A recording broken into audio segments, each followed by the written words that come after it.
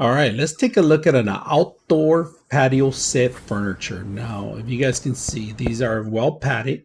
They're included with the couches. Now, the centerpiece that you guys see is my fire pit. It's not included.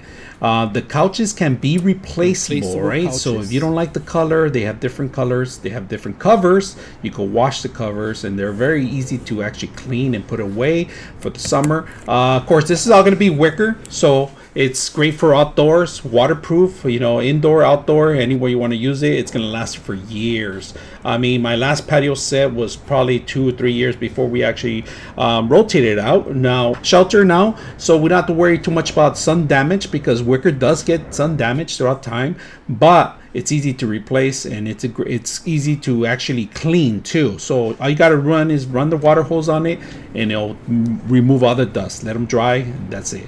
Now, two little seat covers, two little seat, if you guys can see them, and a big large couch and two seats. So very simple, easy to use.